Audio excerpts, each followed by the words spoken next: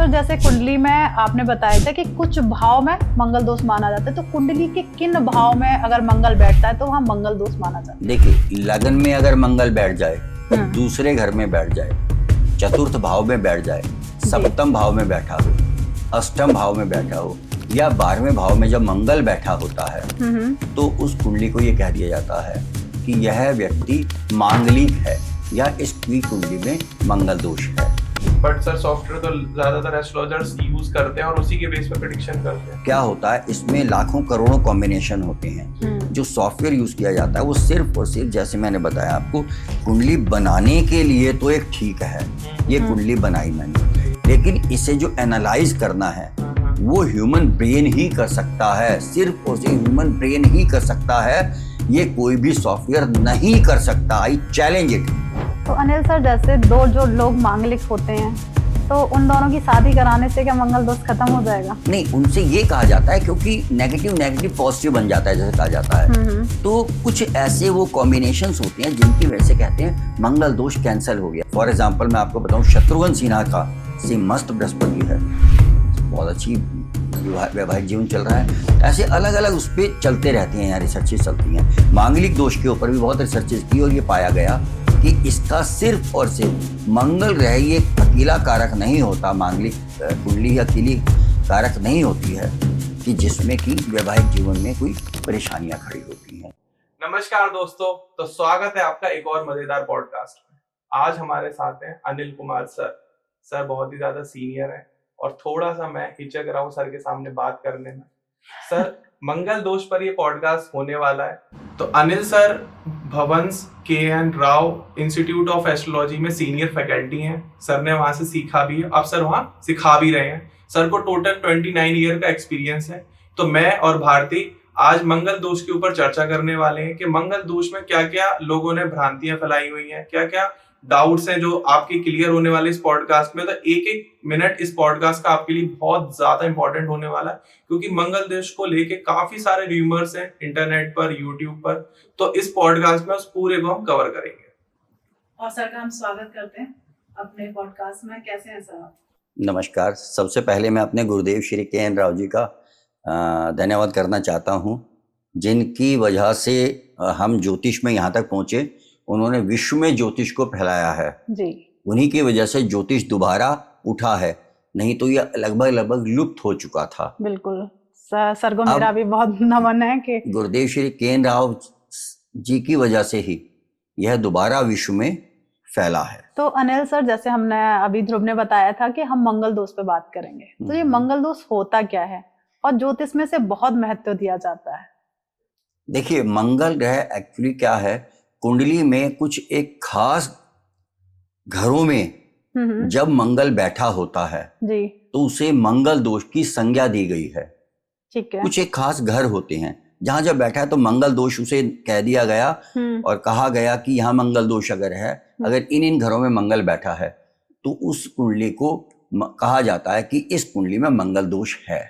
Sir जैसे कुंडली में आपने बताया था कि कुछ भाव में मंगल दोष माना जाता है, तो कुंडली के किन भाव में अगर मंगल बैठता है तो वहाँ मंगल दोष माना जाता है? देखिए, लगन में अगर मंगल बैठ जाए, दूसरे घर में बैठ जाए, चतुर्थ भाव में बैठ जाए, सप्तम भाव में बैठा हो, अष्टम भाव में बैठा हो या 12वें भाव में जब मंगल बैठा होता है तो उस कुंडली को ये कह दिया जाता है कि यह व्यक्ति मांगलिक है या इसकी कुंडली में मंगल दोष है। ठीक है सर, जो ऊंच और नीच मंगल दोष का प्रभाव जो होता है वो डिफरेंट होता है क्या?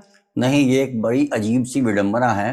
कुंडली में या तो मंगल दोष होता है या नहीं होता, लेकिन अक्सर कहते हुए सुना है कि जी हमें तो पंडित जी ने बताया था आंशिक मंगलीय है। भाई, मंगल अगर बैठा है तो मांगलिक है और नहीं बैठा तो मांगलिक नहीं है। इसमें ऊंच नीच तो मैं पहली बार सुन रहा हूँ। वैसे ये शब्द है कि ऊंच मांगलिक हो गया या नीच मांगलिक हो गया, क्योंकि कोई भी व्यक्ति या तो मांगलिक होता है या नहीं होता। काफी बोला भी जाता है कि आंशिक मांगलिक है कुंडली। नहीं, ऐसा कुछ नहीं होता, आंशिक नहीं होता। या तो है मांगलिक कोई व्यक्ति या बिल्कुल मांगलिक नहीं है। ओके, जैसे अगर मान लीजिए कोई मांगलिक है व्यक्ति, उसके जो वैवाहिक जीवन में समस्याएं आती हैं, क्या सच में समस्याएं आती हैं? नहीं, ऐसा कोई वो नहीं है कि शास्त्रों में तो लिखा है कि मांगलिक दोष होने पर कुछ वैवाहिक समस्याएं आती हैं, पर देखिए वैवाहिक समस्याओं के लिए और बहुत से भी कारण होते हैं कुंडली में। सिर्फ मंगल ग्रह ही इकलौता ऐसा ग्रह नहीं है जिसकी वजह से कि वैवाहिक जीवन में परेशानियां या और दिक्कतें आती हों। अच्छा, जैसे वैवाहिक जीवन में समस्याओं का तो एक है कि आती है, वो तो और भी ग्रह देखे जाएंगे सर। जैसे मंगल दोष के जो मुख्य कारण होते हैं और उनकी जो हानियां होती हैं वो क्यों होती हैं सर? देखिए, मंगल दोष के मुख्य कारण जो है वो तो मैंने बताया। यदि मंगल लगन में है, दूसरे घर में है, चौथे में है, 7वें में है, 8वें में, 12 में है, तो मंगल दोष माना जाता है। वैवाहिक जीवन में कभी कभी मंगल, देखिए इन घरों में बैठ के मंगल 7वें घर को और 8वें घर को देखता है। या तो 7वें को देख रहा है या 8वें घर को देख रहा है। 7वां घर हमारा जो होता है कुंडली में विवाह का होता है। मंगल एक एग्रेशन का प्लैनेट होता है जी। ये गुस्से का कारण होता है। मंगल हमारा जो ग्रह होता है, ये मंगल को हम ये कहते हैं फायरी प्लैनेट है ये। तो जब भी मंगल इन घरों को देखता है, पहले क्या था, ये 5000 साल पहले जब ज्योतिष लिखी गई तो उस समय में 12-12, 14-14 साल में विवाह कर दिए जाते थे जी। और इन घरों में जब मंगल होता तो 7वें 8वें घर को देखा करता था। तो वो बचपन होता था उनका एक तरह 14-12 साल की उम्र में। तो ये लड़ाई का भी एक कारक होता है, क्रूअल प्लैनेट है क्योंकि। तो ये कहा जाता था कहीं आपस में सामंजस्य ना बैठे और आपस में उस उम्र में छोटे बच्चे से ही हैं तो कहीं लड़ ना जाएं या ऐसी कुछ बातें ना हो जाएं कि जिनसे बचपन से ही इनके परिवारों में तनाव हो जाए कि नहीं हमारे तो बनेगी नहीं बच्चों की, हम विवाह वगैरह नहीं करेंगे या विवाह अपना हम विच्छेद करते हैं विवाह को। तो ये उस जमाने की बातें हैं जब कहा जाता था, क्योंकि मंगल हर तरह से एक तरह से एक फायरी प्लैनेट माना जाता है। तो ये भी माना जाता था कि जैसे किसी का मांगलिक दोष है तो उसकी शादी किसी बकरी से या किसी पेड़ से करा दो तो उसका मंगल दोष कट जाएगा। आज भी लोग इसको प्रोसेस को फॉलो करते हैं। तो क्या सही में किसी और से शादी करा दो तो मंगल दोष खत्म हो जाता है? शास्त्रीय इसका कहीं वो कोई नहीं पाता, कहीं कोई शास्त्रीय इसका आपको वो नहीं मिलेगा कारण कि उसमें ऐसा लिखा हुआ होता है। ये कुछ साउथ में थोड़ा सा या राजस्थान वगैरह में माना जाता है, केले के साथ विवाह कर दो या कुछ ऐसा कर दो जो मांगलिक दोष कट जाएगा, पर मांगलिक दोष इससे नहीं कटा करता। जो व्यक्ति मंगल दोष से पीड़ित होते हैं तो उनको शारीरिक और मानसिक समस्याएं होती हैं, तो उसे हम कैसे देख सकते हैं? देखो, मंगल दोष से पीड़ित मत कहो उसे। इन घरों में मंगल बैठा है उसके, इसलिए उसे मांगलिक कहा। शारीरिक उसे अगर जब पीड़ा की बात करते हैं तो 7वां घर जो होता है वो हमारी कुंडली का मार्केश भी होता है। मार्केश, ओके। तो अगर उसकी ऐसी उम्र में दशा आ गई जब उसकी उम्र पूरे होने के पड़ाव पर है, उसका आयु का निर्धारण किया। अष्टम घर जो होता है वो हमारी इनक्योरेबल डिसीजेस का होता है, लंबी खिंचने वाली बीमारियां, जो बीमारियां जल्दी ठीक नहीं होती उनसे संबंध होता है। तो शारीरिक पीड़ा तो मिलेगी, लेकिन जब आप मानसिक पीड़ा की बात करते हैं तो मानसिक पीड़ा के लिए चंद्रमा को देखना होता है हमें। अब आपने बात करी कि इससे बहुत पीड़ा होती है। मैं आपको एक बात बताता हूँ, या वैवाहिक जीवन में कष्ट आते हैं। एक ये व्यक्ति हैं कोई जिनका जन्म 1961 में हुआ है, कर्क लगन की कुंडली है, दूसरे घर में मंगल बैठा है, यहां से बैठ के अष्टम भाव को देख रहा है जी। ये मंगल देख रहा है। इनकी जब मंगल की दशा आई थी तो इन्हें नेवी से आर्मी से कोई ऑर्डर मिला, सेकेंड हाउस में बैठा है, ये 10th लॉर्ड है मंगल। जब इसकी दशा आई इनके जीवन में मंगल की तो इन्हें आर्मी में सप्लाई करा करते थे कुछ ये सामान वगैरह। इतना धन कमाया इन्होंने, इतना धन कमाया, ये कहते हैं मैंने जिंदगी में इतना धन नहीं कमाया जितना मैंने मंगल की दशा में धन कमाया। इनका विवाह मैं देखता हूं तो 1996 में विवाह हुआ था। आज आप देख लीजिए कितना समय बीत गया, बहुत अच्छा वैवाहिक जीवन व्यतीत कर रहे हैं ये अपना। अगर कोई व्यक्ति मांगलिक है तो मंगल की दशा आएगी तो उसका भला होगा, या मंगल की दशा आएगी तो उसके साथ कुछ इश्यूज आना स्टार्ट हो जाएंगे? क्योंकि कई बार क्या होता है कि हमने एस्ट्रोलॉजर से पूछा कि यार ये समस्या चल रही, क्या करें? कि आप मांगलिक हो और मंगल की दशा चल रही, तो गलत हो नहीं था। और कई बार वो वही एस्ट्रोलॉजर ये बोल देते हैं कि आप मांगलिक हो, देखो भैया मंगल की दशा चल रही, सब अच्छा होने वाला है, आने वाली दशा, बस इधर दशा स्टार्ट हुई और समझ लो आपके बारे निहारे हो जाएंगे, 15 दिन और वेट कर लो। तो उसमें आप थोड़ा सा प्रकाश डालिए कि अगर मांगलिक इंसान के मंगल की दशा आए, अच्छा होगा या खराब होगा? देखो, दशा का फल मिलता है किन भावों का वो स्वामी है। अच्छा। दशा का फल हमेशा ऐसे मिलता है किन भावों का स्वामी है, किस भाव में बैठा है और कौन कौन से ग्रह उसे देख रहे हैं। दशा का फल उसके अनुसार निर्धारित होता है, इससे नहीं होता मंगल दोष है या मांगलिक है व्यक्ति तो मंगल की दशा आएगी, कैसा होगा कैसा नहीं होगा। ये सब के लिए आपको देखना पड़ेगा। जिसे PAC गुरुदेव श्री केन राव जी ने एक छोटा सा फॉर्मूला दिया था, PAC पॉजिटिव, आस्पेक्ट और कंजंक्शन। तो उसके अनुसार मंगल ग्रह का वो होता है। जैसे मैंने अभी कुंडली में आपको बताया, कर्क लगन की कुंडली है, 10th लॉर्ड मार्स है, प्रोफेशन का कारक है, दूसरे घर में धन भाव में बैठा है, इसलिए उसे धन प्राप्त हुआ उसे, और इतना बहुत अच्छा वैवाहिक जीवन चल रहा है इनका, कहीं कोई परेशानी नहीं आई। जैसे मंगल दोष और शादी का संबंध, जो कहेंगे मंगल दोष और शादी टूटने के पीछे क्या संबंध है? देखिए, उसके पीछे सिर्फ मंगल को ही दोष ना दें आप, और बहुत से कारण होते हैं कुंडली में। उसका 7th house 7th Lord afflicted है। 7th हाउस 7th लॉर्ड का क्रूर ग्रहों से संबंध है, छठे भाव से 7th हाउस 7th लॉर्ड का या अष्टम भाव से संबंध है या 12वें भाव से संबंध है। ये वैवाहिक जीवन को खराब करने में एक महत्वपूर्ण इंपॉर्टेंस रोल प्ले करते हैं। तो एक और सर डाउट है मेरा कि जैसे मैं मांगलिक हूँ, ठीक है, तो क्या मंगल मेरे कुंडली का स्वामी है या मंगल बाकी ग्रहों का स्वामी है? क्योंकि ऐसा माना जाता है कि आपकी कुंडली में शनि स्वामी है, आपकी कुंडली में गुरु स्वामी है, तो आप बहुत ही गुणवान रहेंगे, आपको सिखाने की आदत होगी। आप मंगलिक हैं तो मंगल स्वामी बन गया, अब आप गुस्से वाले रहेंगे, आप हर किसी से उल्टी बात करेंगे।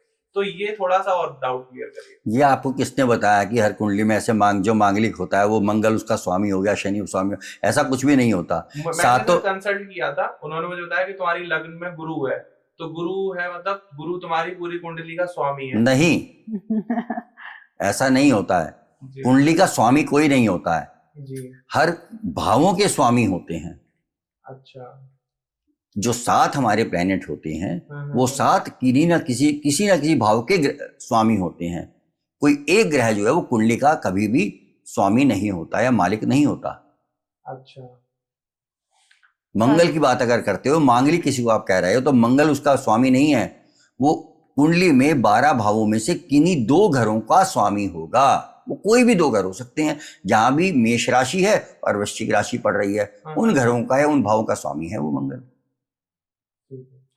तो अनिल सर, जैसे 2 जो लोग मांगलिक होते हैं, तो उन दोनों की शादी कराने से क्या मंगल दोष खत्म हो जाएगा? नहीं, उनसे ये कहा जाता है क्योंकि नेगेटिव पॉजिटिव बन जाता है, जैसे कहा जाता है। तो कुछ ऐसे वो कॉम्बिनेशंस होते हैं जिनकी वजह से कहते हैं मंगल दोष कैंसिल हो गया। जैसे किसी के दूसरे घर में मंगल बैठा है, तो मेल के दूसरे भाव में मंगल बैठा है, तो फीमेल के में मार्स बैठा हो या कोई और एक मैलेफिक सैटर्न वगैरह बैठा हो, तब मंगल दोष कैंसिल होता है। दूसरे भाव में इसके कुछ वो भी होता है कि जिनसे मंगल दोष कैंसिल हो जाता है। जैसे दूसरे घर में मंगल यदि बुध की राशि में बैठा है तो मंगल दोष कैंसिल होता है। सिंह लगन हो और लगन में मंगल बैठा हो तो मंगल दोष कैंसिल होता है। तो मतलब ये भ्रांति नहीं है, ये एक्चुअल में है कि अगर उनकी शादी हो जाए तो इफेक्ट हो जाएगा, मतलब कोई इशू नहीं, कोई नहीं होगा। सप्तम भाव में यदि कर्क राशि है या मकर राशि है और वहां मंगल बैठा है तो मंगल दोष कैंसिल हो जाता है। 8th हाउस में जुपिटर के साइन है और वहां मंगल बैठा हो तो मंगल दोष कैंसिल होता है। 12वें भाव में शुक्र की राशि में मंगल बैठा है तो मंगल दोष कैंसिल हो जाता है। बचपन से ही मंगल दोष को कैंसिल माना जाता है, ऐसा नहीं होता। दूसरा, जिन घरों में एक मेल के जिन घरों में बैठा है मंगल, उसी घर में फीमेल के मंगल बैठा है, तब भी मंगल दोष कैंसिल माना जाता है। तो इससे घबराने की बिल्कुल भी जरूरत नहीं है। सर, मेरा एक और क्वेश्चन है, थोड़ा सा अटपटा है। क्वेश्चन ये है कि जैसे हमारे यहाँ हर लाइन में अपडेशन आ रही है। पहले कंप्यूटर था, इतना बड़ा था, फिर धीरे धीरे छोटा हुआ होता चला गया। हम उस चीजों को, कोडिंग को अपडेट करते चले गए, कैमराज अपडेट हो गए, लाइट अपडेट हो गई। तो जो हमारा ज्योतिष शास्त्र है, जो एस्ट्रोलॉजी शास्त्र जो लिखा गया था हजारों साल पहले, तो अभी आप उसे कैसे देखते हो कि मांगलिक दोष को लेके कुछ इसमें अपडेशन आया कि हाँ चलो हमने ये रिसर्च करी है, हमारा इतना पुराना इंस्टीट्यूट है, पहले हम ये रेमेडीज करते थे जिनसे लोगों को फायदा मिलता था, लेकिन ये कुछ और ऐसी चीजें आई हैं जिससे अपडेशन आया? ये हमारे यहाँ भारतीय विद्या भवन में जो राव सर पढ़ाते हैं, अब तो चलो यहाँ भारतीय विद्या भवन में नहीं आते हैं क्योंकि बेंगलोर शिफ्ट हो गए हैं। वो कंटिन्यूसली 87 से जब उन्होंने इंस्टीट्यूट खोला था उसके 2-3 साल बाद ये रिसर्चेज करानी शुरू की थी हर टॉपिक में। जैसे आपको एग्जांपल दे रहा हूँ, सिम्हस्थ गुरु के नाम से बहुत घबराते थे लोग कि सिम्हस्थ गुरु में विवाह नहीं होता, लेकिन उन्होंने एक किताब निकलवाई थी जिसमें सिम्हस्थ गुरु में बड़ी सक्सेसफुल मैरिजेस, फॉर एग्जाम्पल मैं आपको बताऊं शत्रुघ्न सिन्हा का सिम्हस्थ बृहस्पति है, बहुत अच्छी वैवाहिक जीवन चल रहा है। ऐसे अलग अलग उस पर चलते रहते हैं, यहाँ रिसर्चेस चलती हैं। मांगलिक दोष के ऊपर भी बहुत रिसर्चेस की और ये पाया गया कि इसका सिर्फ और सिर्फ मंगल ग्रह ही एक अकेला कारक नहीं होता, मांगलिक कुंडली ही अकेली कारक नहीं होती है कि जिसमें कि वैवाहिक जीवन में कोई परेशानियां खड़ी होती हैं। मतलब ये पहले हम मानते थे, लेकिन अब जो अपडेशन आया कि नहीं इसमें वैसे इसका कोई वो नहीं होता, सिर्फ और सिर्फ मैं फिर बता रहा हूँ, सिर्फ एक मांगलिक दोषी कारण नहीं होता। अच्छा सर, एक और क्वेश्चन मेरा ये है कि जैसे पहले क्या होता था, हम अपनी कुंडली को एस्ट्रोलॉजर से चेक करवाते थे या पंडित जी से चेक करवाते थे, तो वो उसमें चेक करके बताते थे कि तुम्हारी कुंडली में मांगलिक दोष है। आजकल तो सॉफ्टवेयर आ गए हैं और अब तो एआई का जमाना आ रहा है कि आपने बस डेट ऑफ बर्थ डाली, टाइम डाला, नाम डाला और उसमें पूरी उपायों के साथ सब कुछ आ जाता है A to Z। तो आपको ऐसा नहीं लगता कि टेक्नोलॉजी रिप्लेस कर रही है? नहीं, देखिए, जब आपने बहुत अच्छा सवाल किया, एआई से रिलेटेड पहले बात करते, देखिए एआई कहीं ना कहीं टेक्निकल पार्ट जो है वो शायद एक एस्ट्रोलॉजर के लिए एक टूल हो सकती है हेल्प करने में, बट जब प्रेडिक्शंस की बात करते हैं, हम प्रेडिक्टिव पार्ट की बात करते हैं, then it's a total failure AI.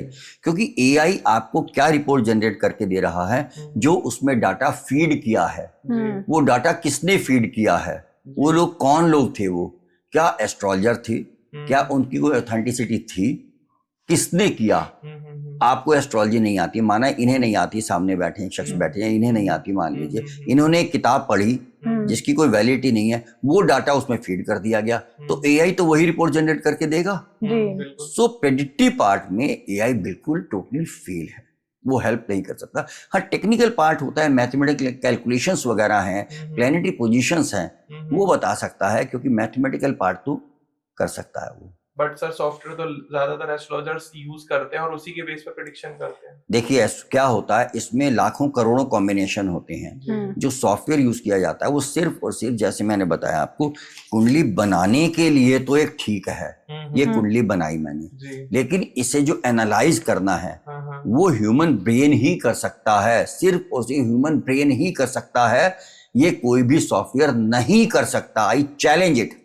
Okay, software नहीं कर सकता इसे एनालाइज कुंडली को, लाखों कॉम्बिनेशन होती हैं। नहीं बिल्कुल सर, मैं मानता हूँ लाखों कॉम्बिनेशन है, मैं ये एक्सेप्ट भी कर रहा हूँ कि अभी नहीं कर सकता, लेकिन मैं कह रहा हूँ भविष्य में कुछ ऐसा आए, अगर जो बहुत अच्छे ज्योतिषी हैं, जिनकी रिकॉग्निशन है, अगर वो अपनी थ्योरीज उन्हें सबमिट करते हैं या वो मांगते हैं इनसे, अगर वो अपनी सबमिट करें, आज उन्होंने एक थ्योरी दी, वो एआई में डाल दी गई, 50 साल बाद टेक्नोलॉजी बदलेगी।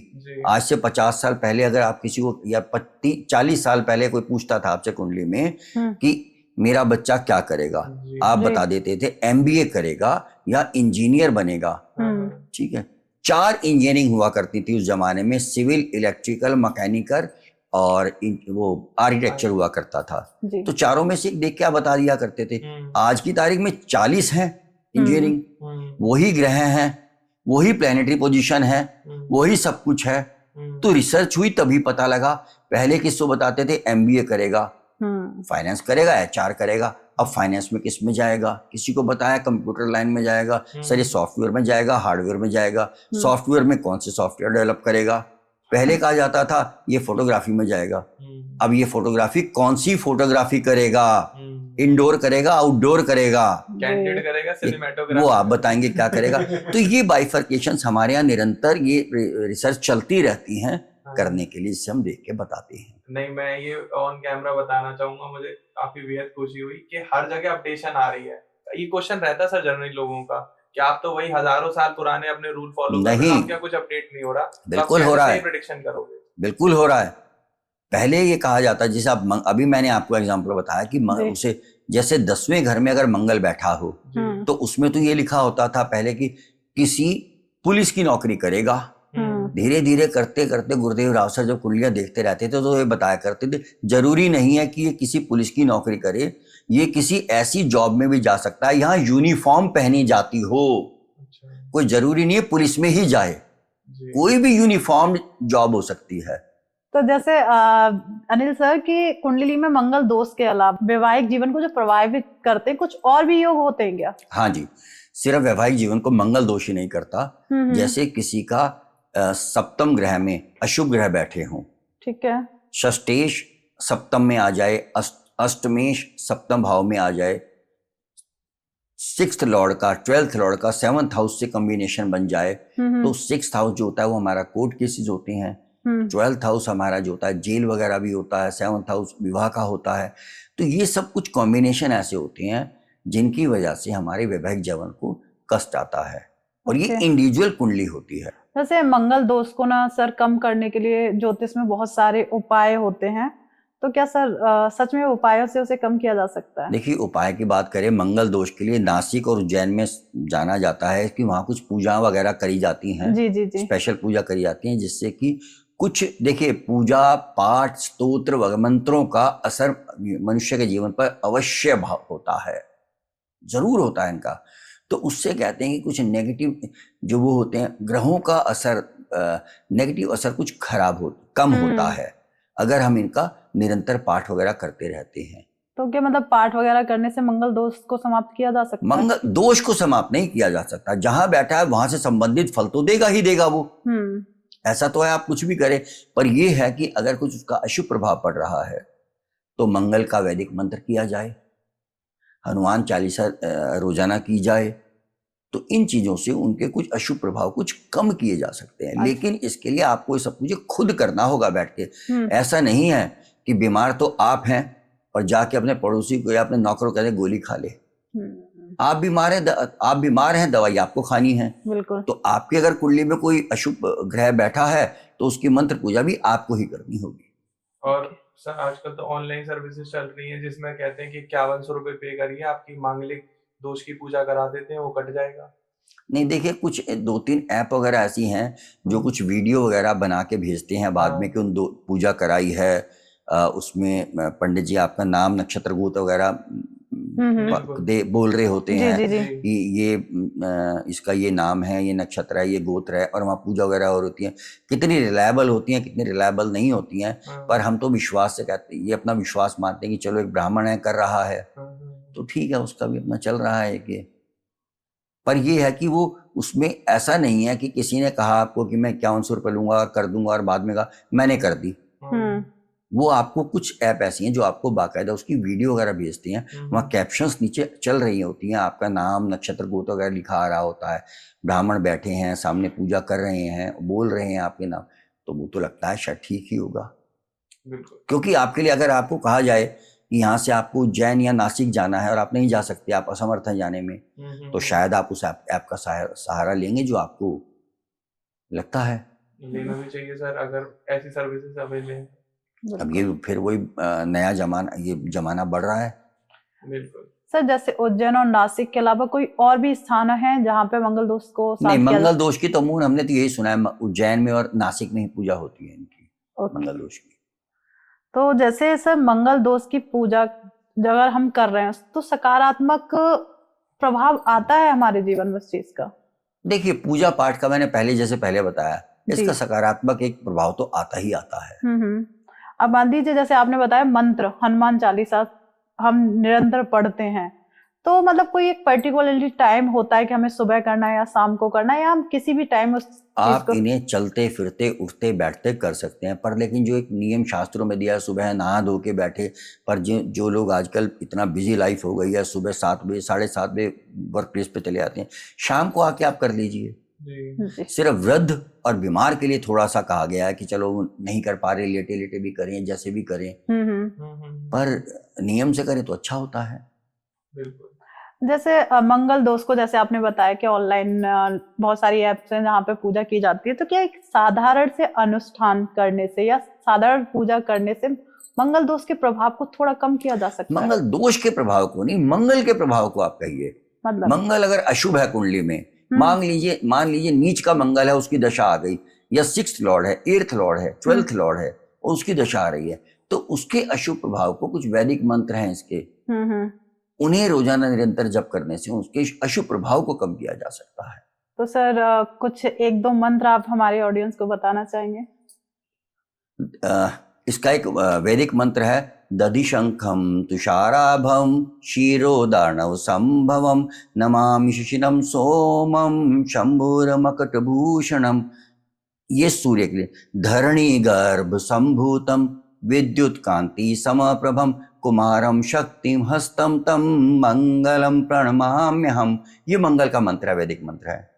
तो देखिए सर ने मंत्र भी बताए, तो आप इनका उच्चारण नियम के साथ, अगर वृद्ध हैं जैसे सर ने बताया, वृद्ध और बच्चों के लिए, वृद्ध बूढ़े हैं, बीमार हैं, बच्चे हैं, वो नहीं कर सकते, तो उनके लिए माँ कर सकती हैं। बिल्कुल। बच्चों के लिए सर अगर किसी, जैसे मैं मांगलिक हूँ, अगर मुझे अपने जीवन साथी का चयन करना है, या मतलब अपने जीवन साथी के लिए, तो मुझे किन किन बातों को ध्यान में रखना चाहिए? देखिए, जब भी वैवाहिक उसकी बात होती है, विवाह करने की बात होती है, तो मंगल को साइड में रखो। सबसे पहले जो आपका लाइफ पार्टनर जो आप चूज करें, उसकी कुंडली में सबसे पहले उसकी आयु खंड को देखते हैं, इसकी आयु कितनी है, आने वाली दशाएं कैसी हैं, क्या कोई ऐसा रोग तो नहीं उसकी कुंडली में दिखाई दे रहा कि आने वाला लंबा रोग खींचेगा।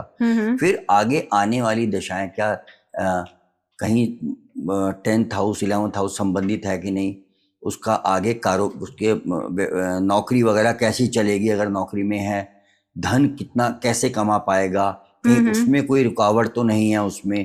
इन सब चीजों को देखना इम्पोर्टेंट होता है, बजाय इसके कि मंगल दोष के पीछे आप पड़ जाओ। अगर उसके राजयोग या धनयोग वगैरह की दशाएं आ रही हैं, आयु आपने देखी, आयु भी आगे अच्छी आयु है, रोग वगैरह नहीं आ रहे हैं, तो मंगल दोष क्या करेगा। तो इन चीजों को देखते हुए आपको अपने जीवन साथी का चयन करना चाहिए। उसके बाद फिर मंगल दोष के बारे में कहा जाता है 28 साल की उम्र में मंगल दोष कैंसिल हो जाता है, खत्म हो जाता है। तो आज की उम्र, आज के जमाने में तो 30 साल की उम्र से पहले तो विवाह होते भी नहीं है। तो क्योंकि बिल्कुल मैच्योर हो चुके होते हैं बच्चे तब तक, इसीलिए शायद इसीलिए कहा गया था शास्त्र में 28 साल की उम्र में मंगल दोष खत्म हो जाता है। सर कुंडली में भी 2 टाइप की कुंडली होती है, एक नवमांश कुंडली है और एक लग्न कुंडली। तो क्या ऐसा माना जाता है कि 30 साल के बाद लग्न कुंडली का प्रभाव कम हो जाता है नवमांश कुंडली? नहीं, ऐसा नहीं है। नवमांश कुंडली में हम जो लग्न कुंडली है उसके ग्रहों की हम स्ट्रेंथ देखते हैं नवमांश कुंडली में, और अपने स्पाउस के लिए हम नवमांश कुंडली को इम्पोर्टेंस देते हैं। पर जीवन भर हम कुंडली जो होती है हमारी, वो लग्न कुंडली ही प्रभावी रहती है। नवमांश कुंडली का इस्तेमाल ग्रहों की स्ट्रेंथ देखने के लिए और अपने जीवन साथी या स्पाउस के लिए इस्तेमाल की जाती है। अगर किसी का 7th हाउस में लग्न मंगल के साथ राहु या केतु बैठ जाते हैं, तो उस इंसान या व्यक्ति के ऊपर कैसा इफेक्ट डालेंगे? देखिए, इसे अलग अलग उसमें परसेप्शन में देखना होगा। सबसे पहला तो ये है कि राहु केतु जब लगन में आ जाते हैं, तो थोड़ा सा वो एक तरह से परंपरा से गैर पारंपरिक विवाह हो जाता है। अगर लगन में राहु केतु हैं तो परंपरा से हटके या तो अपनी मर्जी से विवाह करेगा व्यक्ति, या इसका गुरुदेव राव सर अक्सर हंसते हुए कॉम्बिनेशन बताया करते थे, हस्बैंड वाइफ में से एक ज्यादा खूबसूरत होता है अगर लगन राहु केतु एक्सिस में हो। अब यदि 7th हाउस में मंगल आ गया और वो खास तौर से राहु के साथ आ गया, तो ये योग एक थोड़ा सा वैवाहिक जीवन को खराब करने वाला हो सकता है। केतु नहीं होता, केतु से वैवाहिक जीवन में इतना असर नहीं पड़ता। 7th हाउस में यदि केतु आ गया तो राहु ज्यादा खराब करता है। Rahu is demon. इसके लिए कोई रेमेडी है सर? अगर किसी का कॉम्बिनेशन ऐसा बन गया हो और वो ये वीडियो देख रहे हैं, तो उनको हम क्या रेमेडी बताएं? नवग्रह स्तुति की रोजाना नवग्रह स्तुति करो। नवग्रह स्तुति करके नीचे एक नवग्रह श्लोकी होता है, ब्रह्म मुरारी त्रिपुरांतकारी भानु शशि भूमि सुतो बुधश्च गुरुश्च शुक्रः शनि राहु केतौ कुर्वन्ते सर्वे मम सुप्रभातम। नवग्रह स्तुति करके इसका भी 3 बार रोजाना निरंतर वो करो आप, मार्स का वैदिक मंत्र को भी आ गया उसमें, नवग्रह स्तुति में सभी ग्रहों के वो आ जाती हैं। ठीक है, ग्रहों ने अपना काम करना ही करना है। ये तो है। वो तो आपको फल देने के लिए ही आए हैं। ग्रह का मतलब होता है पकड़ना। तो जब भी एक समय आएगा तो उस ग्रह ने आपकी कुंडली में उसका फल देना ही देना है। पर नवग्रह स्तुति या ग्रहों की शांति वगैरह पाठ करने से उनका कुछ मैलेफिक इफेक्ट कम हो जाता है। तो मांगलिक दोष वैसे ज्यादातर शादियों के लिए देखा जाता है कि सिर्फ जिनकी कुंडली में मांगलिक दोष है उनका पूरा फोकस ये हो जाता है कि ऐसी लड़की मिले जिसकी कुंडली में भी मांगलिक दोष हो तो दोनों की शादी कराते हैं। लेकिन अगर किसी की कुंडली में मांगलिक दोष है तो उसके होने वाले बच्चों के ऊपर भी उसका कोई इफेक्ट आएगा? नहीं, उससे कोई लेन देना नहीं है। संतान से इसका मांगलिक दोष का कोई लेन देना नहीं है। और उसके करियर से भी कोई लेन देना नहीं है। अच्छा, सिर्फ जो हमारा फोकस रहता है वो अमूमन उसी पे रहता है। मैंने जैसे अभी आपको कुंडली बताई थी, एक और मैं आपको कुंडली बताता हूँ। एक कुंडली है मेरे पास, मिथुन लगन की कुंडली है। इसमें मंगल षष्ठेश और एकादशेष है और यहाँ पे होके बैठे ये 11वें ही भाव में बैठ गए, लाभ स्थान में बैठा है ये मंगल। और यहाँ पे बैठ के सप्तमेश इसका जुपिटर है, इसे सप्तम दृष्टि से देख रहा है। यहाँ ये मंगल दोष की कुंडली नहीं है, लेकिन कई लोग ये भी कह देते हैं नहीं सप्तमेश को देख रहा है ये मंगल, नहीं ये यहाँ पे बैठ के दूसरे घर को देख रहा है तो ये मंगली दोष हो गया। पर ये नहीं होता, ऐसा नहीं होता। तो इस अब मिथुन लगन के लिए मंगल सबसे खराब ग्रह होता है, तो इसमें हो सकता है मंगल की दशा में फल खराब मिल सकते हैं। लेकिन बृहस्पति को देख रहा है तो मंगल दोष यहाँ पर नहीं बनेगा। जो मांगलिक दोष अगर कुंडली में आ जाता है तो वो करियर या संतान के ऊपर इफेक्ट नहीं डालता, वो ज्यादातर जो है हम देखते हैं विवाह के लिए। हाँ, हम इसमें सिर्फ ये विवाह के लिए ही मंगल दोष को एक कंसिडर किया जाता है और किसी भी चीज के लिए, ना करियर के लिए होता है ना संतान के लिए होता है, इनका उनसे कोई संबंध नहीं होता है। मंगल दोष का नाम लिया गया तो सीधा वैवाहिक जीवन से ही इसे कनेक्ट किया जाता है। तो जैसे मंगल दोष है तो उसको प्रभाव को कम करने के लिए हमें कौन से रत्न धारण करने चाहिए और कुछ ऐसे मंत्र जो उपयोगी हो सके? देखिए, रतन को तो हम मानते नहीं है क्योंकि गुरुदेव राव सर ने हमें शुरू से बताया, वो उनका अक्सर एक वो हुआ करता था, मेरे मुंह से भी निकलता है कि पत्थरों की बात करते हो तो सड़क पे बहुत पड़े हैं, उठा के सर पे रख लो। सही बात। आपका कुछ भला हो या ना हो, पर बेचने वाले का जरूर भला होगा जब वो पत्थर को बेचेगा। मंत्रों को करो, अभी आपको बताया नवग्रह स्तुति करो आप। जी बिल्कुल सही बात है। तो सर के.एन. राव सर, रत्न के साथ क्या रुद्राक्ष माला और जो नहीं उपाय होते हैं किसी को नहीं? हम नहीं, उपाय के लिए आप रोजाना नियम से आप विष्णु सहस्त्रनाम का पाठ करो, नारायण कवच का पाठ करो, नवग्रह स्तुति करो, यही उपाय हैं और तो कुछ उपाय है नहीं। जैसे सर एक गोचर होता है, क्या जब ग्रह गोचर मंगल दोष के प्रभाव को थोड़ा कमजोर कर देगा क्या? अगर नहीं, मंगल दोष जो है वो आपकी जन्म कुंडली जब बनी, लगन कुंडली बनी तो बन गया। मंगल दोष उसमें मंगल दोष नहीं, मांगलिक कुंडली आपकी बन गई। ये मैं फिर कहूंगा, मंगल दोष नहीं है, मांगलिक है ये, मांगलिक कुंडली बन गई। तो ग्रह अपना गोचर कर रहे हैं, वो एक अलग है। वो समय के साथ साथ हर ग्रह अपने अपने भाव को बदलता है, हर राशि में समय के साथ अलग अलग राशियों में आगे बढ़ते रहते हैं। राहु केतु विपरीत दिशा में चलते हैं। आप कुछ ऐसी कैरेक्टरिस्टिक्स बता सकते हैं कि जैसे आप व्यक्ति को देखकर बता दें कि इसकी कुंडली में मांगलिक दोष है, कि जिसकी कुंडली में मांगलिक दोष होता है उसकी कुछ इस तरीके की हरकतें रहेंगी, अपनी लाइफ स्टाइल में वो ऐसा रहेगा, क्योंकि सबके पास अपनी सही डेट ऑफ बर्थ नहीं है। नहीं, ऐसा कोई वो नहीं है, ऐसा कोई इसमें ज्योतिष में ऐसा कोई वो नहीं है दिया गया कि व्यक्ति को देखकर बताया जा सके कि ये मांगलिक है या नहीं है, या ये इसकी जो हरकतें ये मांगलिक दोष की वजह से हैं। ऐसा कोई ज्योतिष शास्त्र में नहीं है बताया गया। कहते हैं गुस्सा करने वाला होगा, अपनी वाइफ से लड़ेगा बहुत ज्यादा और शायद शराब वगैरह भी पिएगा, इस टाइप का होता है। नहीं, अब शराब पीने वगैरह की बात करते हैं तो दूसरे घर में मंगल राहु वगैरह का प्रभाव होगा तो होगा। गुस्सा करने वाला है, ये सब कुछ है, तो कहीं ना कहीं लगन पे उसके मंगल का प्रभाव है। तो 10वें घर में बैठ के भी प्रभाव हो सकता है लगन पर, 7वें घर में बैठकर भी हो सकता है, 6ठे घर में बैठकर भी हो सकता है। लेकिन ऐसी कोई पर्टिकुलर कैरेक्टरिस्टिक, ऐसे कोई करेक्ट वो नहीं होती है। जैसे अगर मान लीजिए कोई मांगलिक है, कोई गैर मांगलिक है, तो क्या उसके वैवाहिक जीवन सफल रह सकता है क्या? हाँ बिल्कुल रह सकता है। मैंने अभी आपको बताया कि अगर उसके आयु अच्छी है, रोग नहीं है, उसके आगे आने वाले जीवन में कोई रोग नहीं दिखाई दे रहा और उसका व्यवसाय वगैरह अच्छा चल रहा है तो कोई परेशानी नहीं है। सिर्फ एक मांगलिक दोष को देखकर ही कुंडली का मिलान नहीं किया जाता, उसका पूरा टोटल एनालाइज किया जाता है। हम कब बहुत से लोग आते हैं पूछने के लिए कि इसे थोड़ा देख लीजिए, हमारी बच्ची तो मांगलिक है और ये मांगलिक नहीं है, तो लेकिन रिश्ता बहुत अच्छा है, लड़का बहुत अच्छा है। बेसिकली उनका पर्पज होता है कैसे भी कर करा के हाँ बताना है, उन्हें हाँ सुनना चाहते हैं वो जी। तो अगर आयु अच्छी है उसके आगे वाले जीवन में, सब कुछ बाकी चीजें अच्छी हैं, जब आयु अच्छी है, प्रोफेशन उसका अच्छा रहेगा आने वाले समय में, और कोई रोग वगैरह नहीं दिखाई दे रहा, तो विवाह कर दिया जाता है, इसमें कोई लेन देना नहीं है। और फिर मैंने आपको एक नई चीज, दूसरी चीज बताई, 28 वर्ष के बाद मांगलिक दोष वैसे भी समाप्त हो जाता है। और आजकल आपने देखा भी नहीं होगा, 28-30 साल से पहले बच्चे विवाह करते हैं, क्योंकि they are more career oriented हो गए हैं।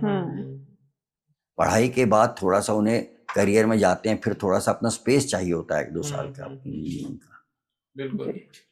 जैसे सर बहुत चर्चा में है कि आने वाला जो साल है वो मंगल का साल है, काफी कष्ट आने वाला है। नहीं, मंगल के साल वर्ष वगैरह की कोई बात नहीं है। ये है कि आजकल जैसे मंगल नीच का चल रहा है, नीच का मंगल जब भी होता है तो थोड़ी सी आग फायर से रिलेटेड कुछ इंसिडेंट्स बढ़ जाते हैं, थोड़ा एयर एक्सीडेंट्स वगैरह का डर रहता है।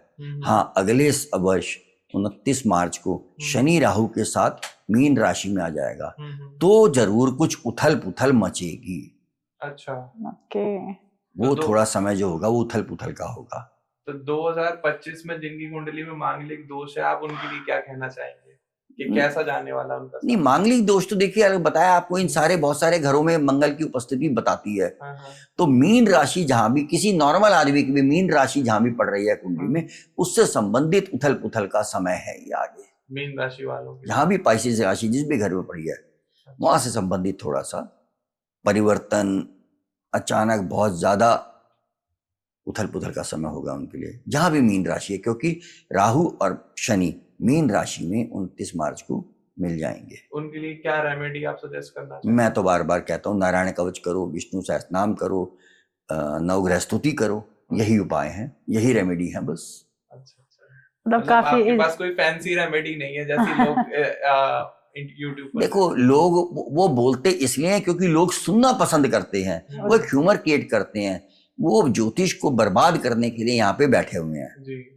ज्योतिष को बर्बाद करने के नाम पे वो अपने उल्टी सीधे रेमेडीज वगैरह बतानी शुरू करते हैं। लोगों को मजा आता है सुनने में उसे, और कुछ नहीं है।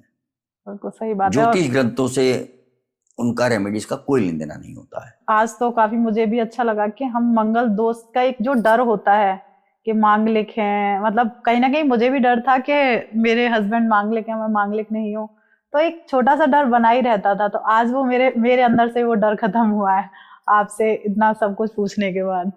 तो मांगलिक दोष पर ये पॉडकास्ट आपने देखा, जिसपे हमने आपको बताया कि मांगलिक दोष नहीं होता, कुंडली में मंगल दोष जो एक बात, एक भ्रांति फैलाई हुई है, वो सर ने इस पॉडकास्ट में क्लियर करी कि मांगलिक हो और आपकी कुंडली जब बन गई तभी से आपकी कुंडली में एक मांगलिक दोष आ गया, जिससे आपको डरने की बिल्कुल भी जरूरत नहीं है। पहली बात आपकी काट रहा हूँ, मांगलिक दोष मत कहो अभी से। मंगल इन घरों में बैठा है, लगन में, दूसरे घर में, चौथे घर में, 7वें घर में, 8वें घर में, 12वें घर में, तो मांगलिक हो गया। अब मंगल वो दोष नहीं है। अष्टम में मंगल को अगर हो तो मांगलिक दोष कहा गया, पर स्त्री की कुंडली में 8th हाउस जो होता है मांगल्य स्थान होता है, यानी उसकी पति की लंबी आयु का कारक होता है, तो मांगलिक दोष कहाँ रहा? तो बिल्कुल ऑब्वियस है। तो हम ये डिस्कस कर रहे हैं अभी कि दोष नहीं है, ये एक प्लैनेटरी पोजीशन है, प्लैनेट की पोजीशन है, ऑब्वियस है। तो इससे रिलेटेड और भी अगर आपके कोई क्वेश्चंस हो तो आप सर को कांटेक्ट कर सकते हैं। सर की डिटेल्स जो है वो स्क्रीन पर आ रही होंगी, डिस्क्रिप्शन में भी आ रही होंगी। और कोई भी क्वेश्चन आपको कुछ पसंद नहीं आया हो या आपको लग रहा हो कि नहीं ये चीज सही से नहीं बताई है, दोबारा आपको समझनी है, तो आप कमेंट सेक्शन में कमेंट भी कर सकते हैं। और वीडियो पसंद आई हो तो प्लीज लाइक करिएगा और उन सभी लोगों के साथ शेयर कर दीजिए जो लोग मंगल दोष से डरते हैं कि ये कोई दोष नहीं है, ये खाली एक पोजीशन है जो आपकी कुंडली में है। बाकी हमारे सपोर्ट के लिए, धर्मसूत्र पॉडकास्ट के सपोर्ट के लिए चैनल को सब्सक्राइब कर लीजिएगा। बाकी मिलते हैं सर के साथ अगले पॉडकास्ट में। सर आने के लिए इट्स अ ऑनर, आप यहाँ पर आए, आपने लोगों को इस मंगल दोष के बारे में बताया। बहुत बहुत धन्यवाद सर, क्योंकि काफी कुछ सीखने को मिला आपसे। सच बात बताऊं, मुझे तो बहुत कुछ सीखने को मिला और ऑडियंस को भी मुझे लगता है बहुत कुछ सीखने को मिला होगा। तो प्लीज डरिए मत, हर एक प्लैनेट की एक पोजीशन होती है, उसे सही से समझिए और सही ज्योतिष के पास जाइए तो कि वो आपको सही डायरेक्शन दिखा सकें। तो मिलते हैं एक नए एपिसोड में कुछ नया लेके, तब तक आप अपने घर में स्वस्थ रहिए, मस्त रहिए। राधे राधे।